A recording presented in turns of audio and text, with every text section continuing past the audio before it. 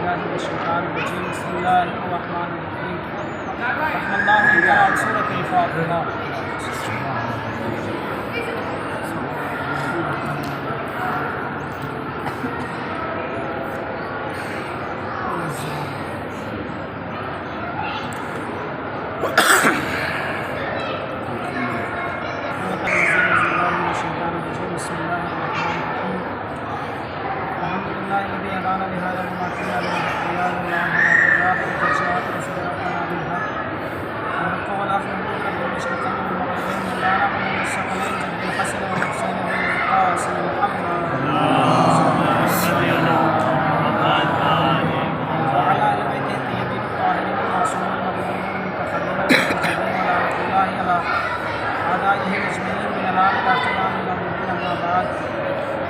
پکڑو نہیں جائے گا، ایسی پکڑ کے رکھو، مائک نکال لیتا بابا سے بلند صلوات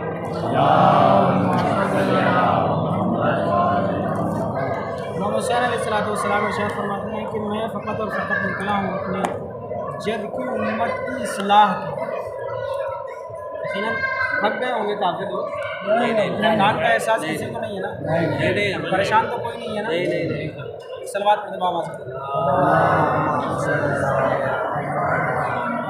کربلا میں آ کے یقیناً اگر کسی کو تھکان کا احساس ہو اور وہ تھکان محسوس کرے تو اس کو چاہیے کہ وہ حرم امام حسین علیہ السلام کے اوپر بکیفیت شہادت امام حسین علیہ السلام نظروں کو دوڑائے۔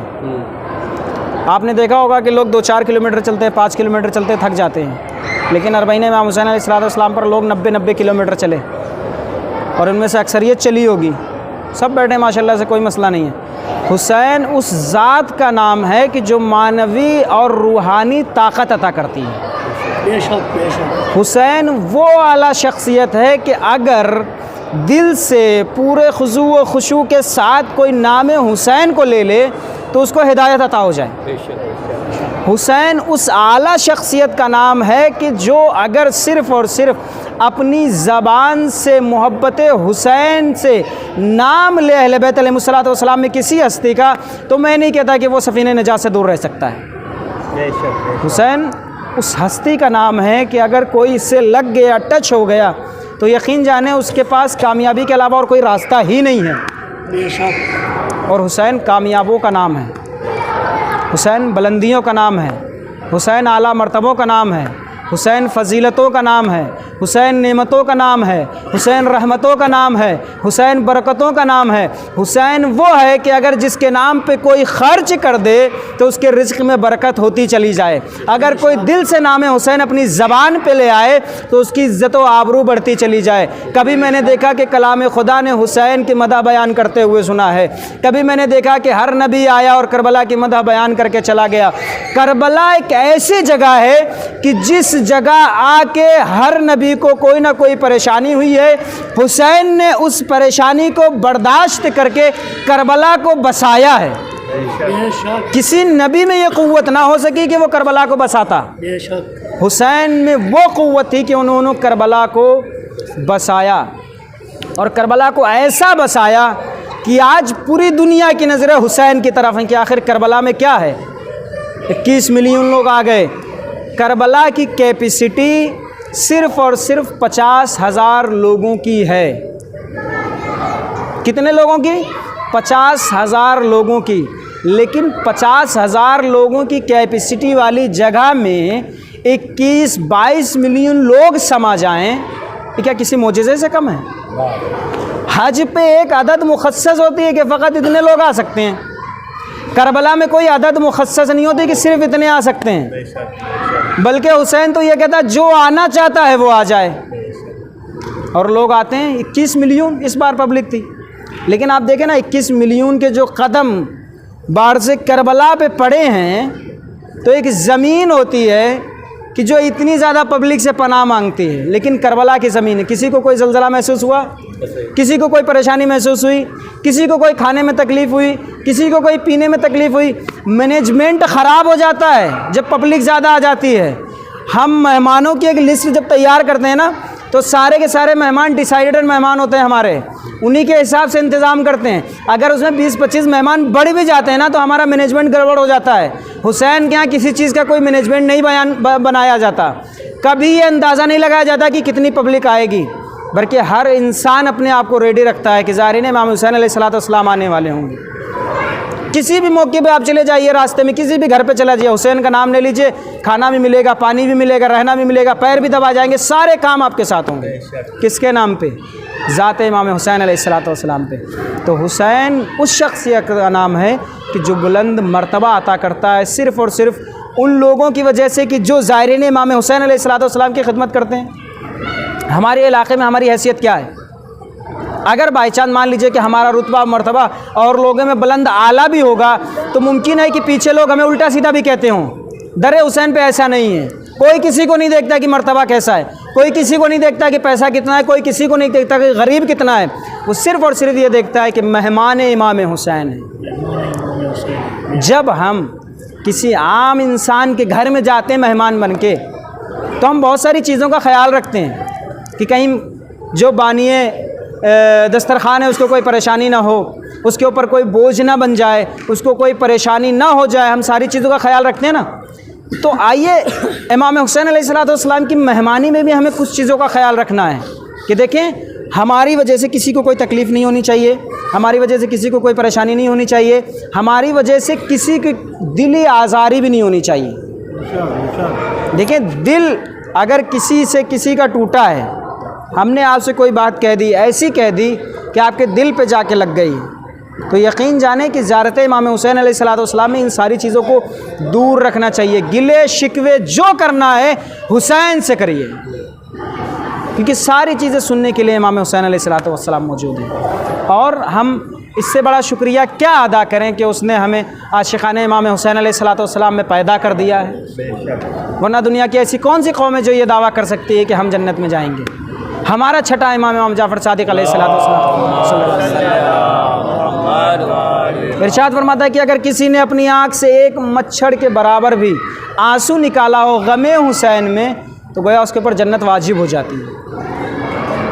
کوئی اپنے یہاں سے کسی روایت کسی حدیث کو اٹھا کے کہہ سکتا ہے کہ ہمارے فلاں نے فرمایا کہ اگر ایسا کر دو کہ مچھڑ کے برابر تو تمہارے لیے جنت واجب ہو جائے گی. نا، ہمارے یہاں ہے حسین پہ گریہ کرنے سے.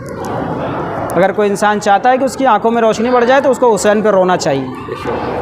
اگر کسی کی آنکھ سے آنسو نہیں نکلتے ہیں تو اس کو چاہیے کہ اللہ سے معافی طلب کریں اور اس کو چاہیے کہ وہ گریہ کرے.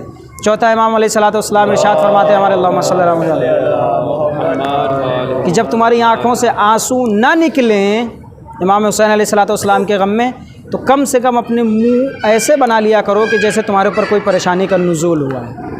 تم اپنے چہروں کو ایسا بنا کے لیا کرو کہ جیسے تم بہت زیادہ پریشان ہو.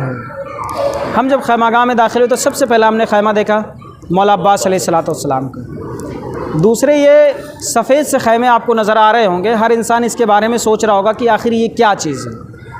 یہ وہ جگہ ہے کہ جہاں جناب ام کلثوم علیہ السلام اور اہل حرم کی جو خواتین تھیں ان کی محملیں بندھی ہوئی تھیں. مطلب یہاں سب اونٹ بندھے ہوئے تھے. اب آپ تصور کریں کہ مولا عباس کا خیمہ کہاں ہے؟ سب سے پہلے. محملیں کہاں ہیں؟ دوسرے نمبر پہ. مولا عباس علیہ السلام نے یہ بھی برداشت نہ کیا کہ کسی کی خیمے کی طرف نظر بھی پڑے. سردار تھے، سب سے آگے خیمہ رکھا، جبکہ سردار اصل میں کہاں رہتا ہے؟ سب سے آخر میں رہتا ہے تاکہ سب لوگوں سے اس کی حفاظت ہو.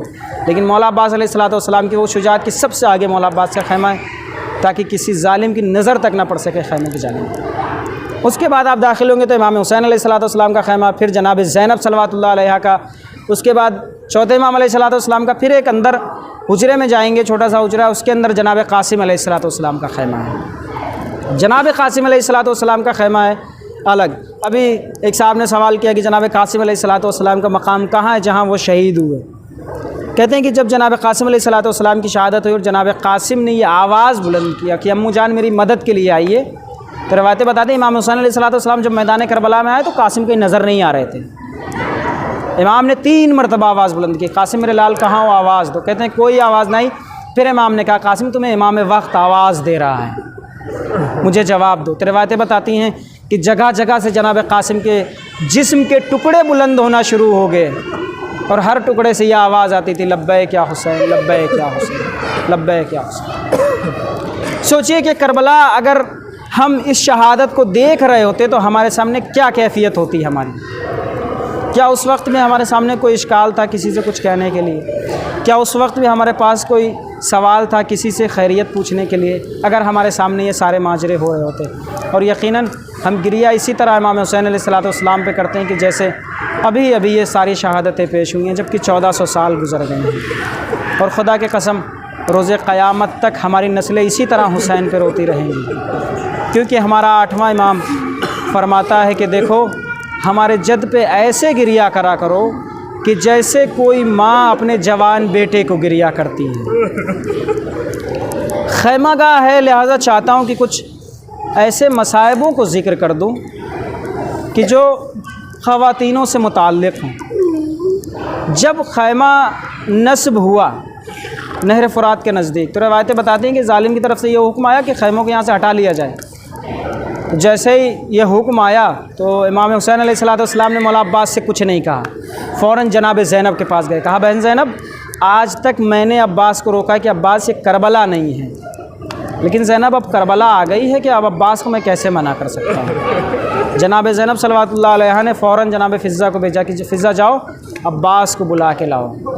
جناب فضہ دوڑتی ہوئی آئیں اور آنے کے بعد مولا عباس سے کہا شہزادے آپ کو شہزادی نے یاد فرمایا ہے۔ اچھا ایک بچپن کا واقعہ سن لیجیے مولا عباس علیہ السلام کا۔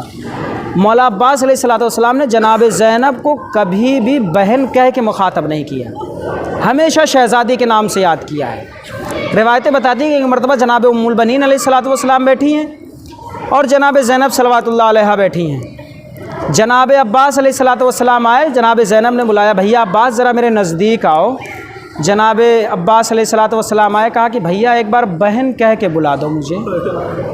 مولا عباس علیہ السلام نے اپنی مادر گرامی جناب ام البنین کی طرف دیکھا اور پھر خاموش ہو گئے، اپنے سر کو جھکا لیا۔ جناب ام البنین علیہ السلام نے دیکھا، دیکھنے کے بعد کہا کہ اب بیٹا عباس ایک بار زینب کو بہن کہہ دو۔ مولا عباس علیہ السلام نے پوچھا کیا بات ہے بہن؟ جناب زینب کہتی ہیں بھیا عباس تمہاری آنکھیں بہت لال ہیں، کیا آپ سوتے نہیں ہیں؟ مولا عباس کہتے ہیں کہ بہن زینب میرے بابا نے مجھ سے فرمایا تھا، ایک مرتبہ پانی مانگا تھا اور میں اپنے بابا کے سامنے پانی کو پیش کرنے کے لیے گیا تو میرے بابا نے کہا کہ عباس ایک دن وہ آئے گا کہ جب حسین تم سے پانی کی طلب کرے گا لیکن تم پہنچا نہ سکو گے۔ بس بہن زینب میں اس دن سے سویا نہیں ہوں، نہ جانے کب میرا آقا حسین مجھ سے پانی طلب کر لے۔ اجرکم اللہ۔ آئیے کربلا میں دیکھیے جناب زینب نے مولا عباس کو یاد کیا، ہاتھ جوڑے ہوا ہے شہزادی کیا بات ہے؟ عباس نہر کے کنارے سے خیموں کو ہٹا لو۔ فوراً شہزادی کے حکم کو قبول کیا، جن شجاعت برے ہاتھوں سے خیموں کو نصب کیا تھا اسی مظلومیت سے آج ان خیموں کو ہٹا رہے ہیں۔ سب سے پہلے آ کے خیمہ لگا یہاں مولا عباس علیہ السلام کا۔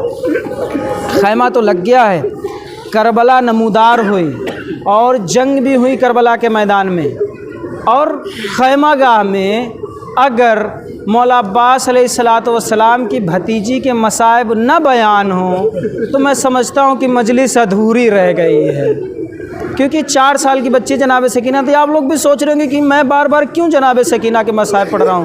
یقین جانے کہ اگر قیامت تک جناب سکینہ کے مصائب بیان ہوتے رہے نا تو مصائبوں میں کمی نہ آئے گی، کیونکہ جب جناب سکینہ کی ولادت ہوئی نا تو امام حسین علیہ السلام گود میں لیتے ہیں اور گریہ کرنے لیتے ہیں۔ جناب زینب پوچھتی ہیں بھیا آپ بچی ایک نعمت ہوتی ہے خدا کی طرف سے، آپ کیوں گریہ کر رہے ہیں؟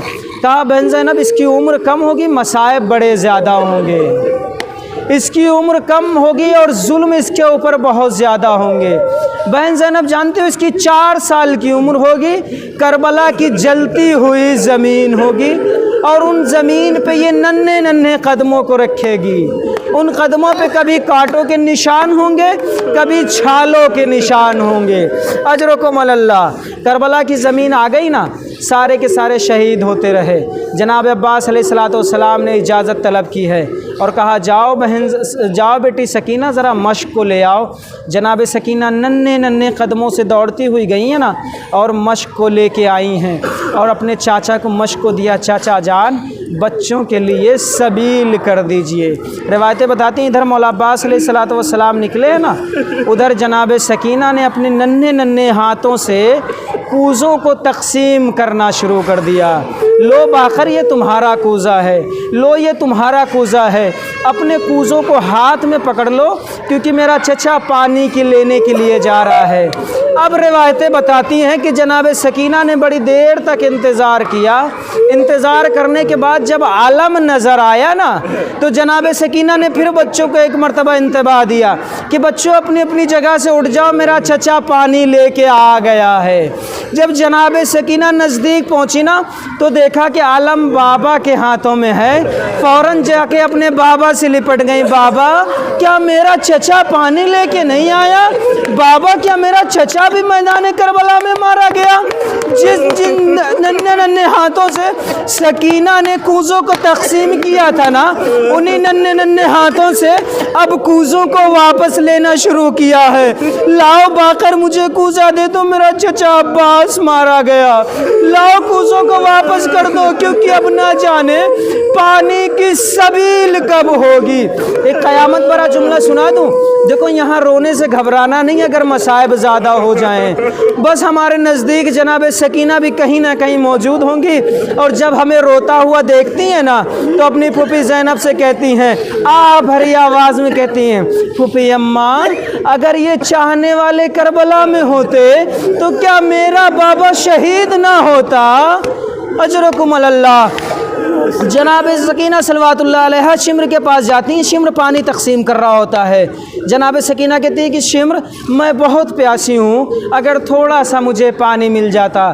شمر کہتا ہے سکینہ صبر کرو، میں پہلے اپنے جانوروں کو سیراب کر دوں۔ توجہ فرمائیے گا، وہ بچی کہ جو آج سے پہلے کبھی زمین پہ نہیں اتری وہ یہ جملہ سن لے کہ پہلے جانوروں کو پانی تقسیم ہو جائے پھر پانی ملے گا۔ خیر جناب سکینہ نے صبر کیا، صبر کرتے کرتے وہ مقام آیا کہ شمر پانی تقسیم کر چکا۔ اب جناب سکینہ کے سامنے شمر آیا اور آنے کے بعد سارے پانی کو زمین پہ پھینک دیا۔ جیسے ہی پانی کو زمین پہ پھینکا نا، سکینہ نے اپنے آپ کو اس پانی پہ گرا دیا اور دریا کا رخ کیا۔ چچا عباس آپ کے بعد مجھے پانی دکھا دکھا کے زمین پہ پھینکا جاتا ہے، چچا مجھے بس اتنا بتا دو کہ سکینہ کے لیے پانی لے کر واپس کب آؤ گے؟ اجرکم اللہ۔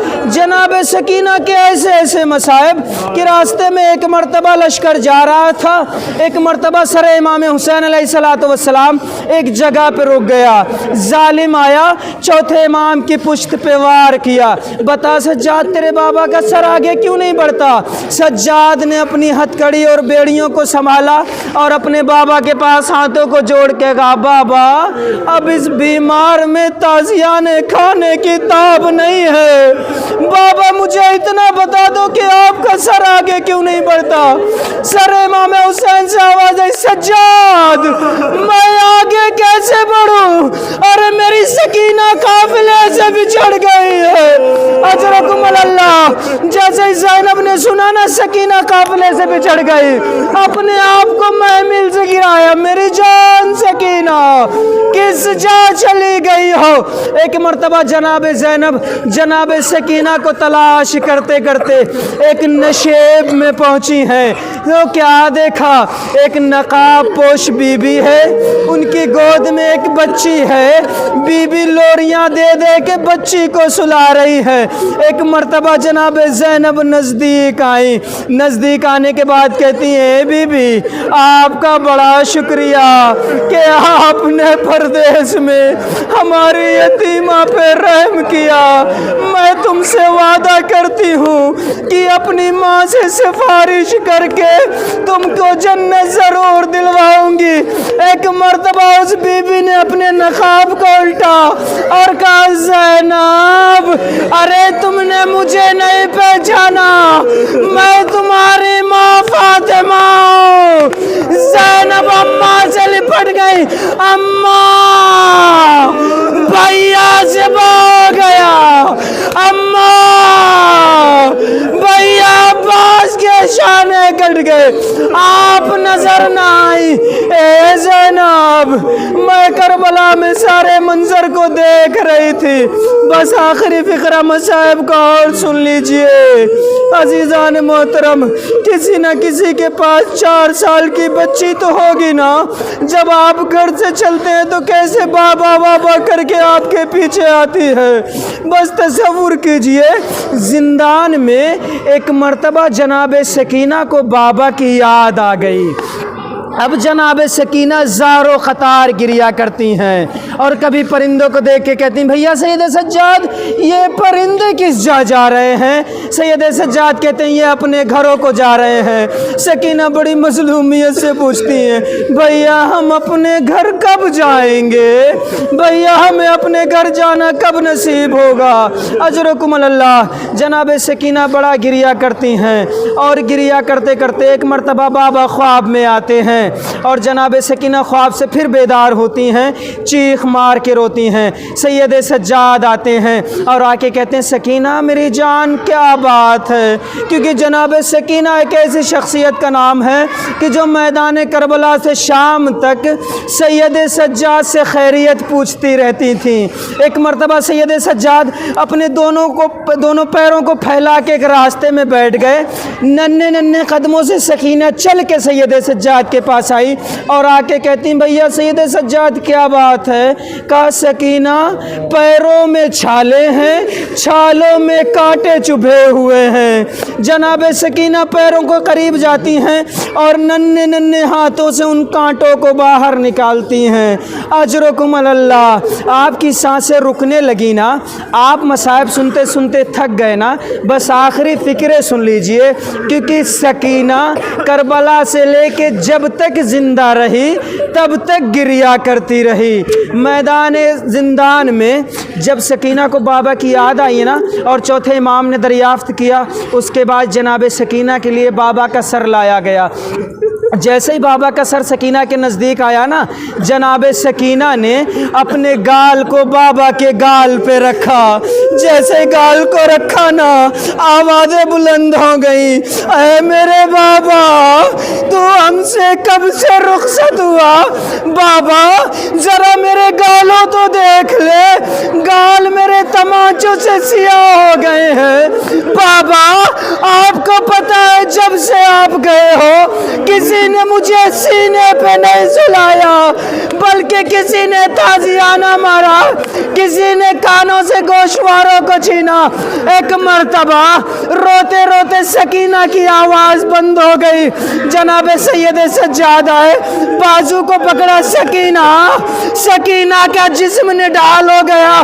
سید سجاد نے سر کو پیٹا، پھوپھی زینب ارے سکینہ ہم سے جدا ہو گئی، اے پھوپھی اماں اب ہم سے وطن جانے کا سوال کون کرے گا؟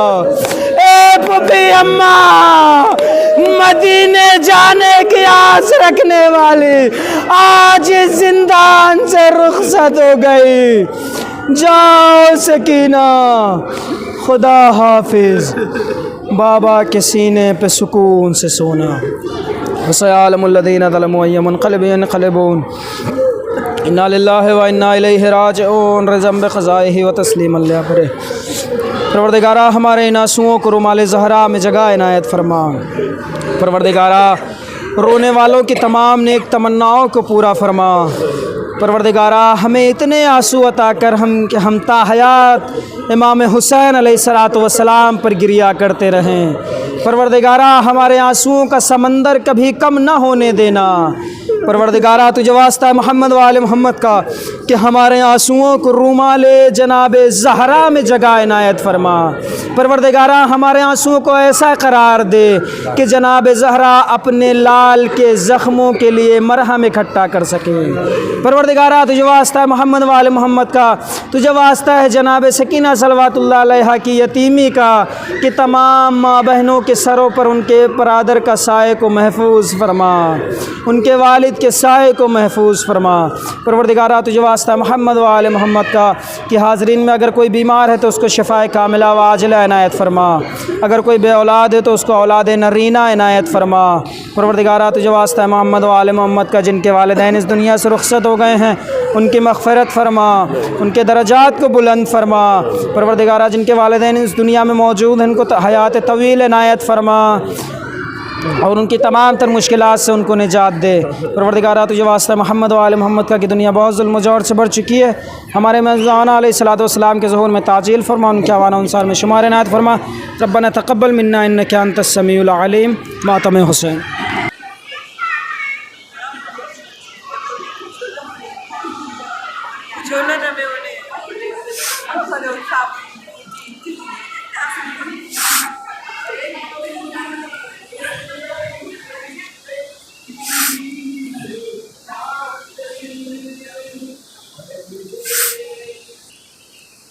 مومنین، یہ امام حسین علیہ السلام کا خیمہ گاہ ہے۔ اللہ آپ تمام مومن مومنات، جو کہ میں ہر اپنی ویڈیو میں آپ سب کے حق میں دعا کر رہا ہوں کہ اللہ آپ سب کو اس در کی زیارت جلد از جلد نصیب کرے۔ آپ آئے، آپ کی فیملی آئے، ساتھ میں والدین آئے، بھائی بہن آئے، سب آئے، سب کے حق میں دعا کر رہا ہوں مولا آپ سب کو اس در کی زیارت نصیب کرے۔ خیمہ گاہ جناب حضرت شہید الشہداء حضرت امام حسین علیہ السلام، یہ خیمہ گاہ ہے امام زین العابدین علیہ السلام۔ اللہ آپ سب کو اس در کی زیارت نصیب کرے۔ بار بار اپنے ہر ویڈیو میں آپ سب کے حق میں دعا کرو، جو لوگ ویڈیو دیکھ رہے اللہ ان سب کو بار بار زیارت نصیب کرے۔ یہ خیمہ گاہ ہے امام زین العابدین علیہ السلام کا۔ اللہ آپ سب کو سلامت رکھے، شاد و آباد رکھے، ان کے صدقے میں تمام مومن مومنات کی پریشانیوں کو دور کرے۔ الہی آمین یا رب العالمین۔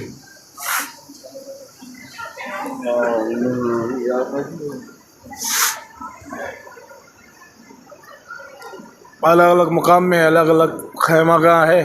اب تک آپ نے امام حسین علیہ السلام کا خیمہ گاہ کی زیارت کی، امام زین العابدین علیہ السلام کی خیمہ گاہ کی زیارت کی۔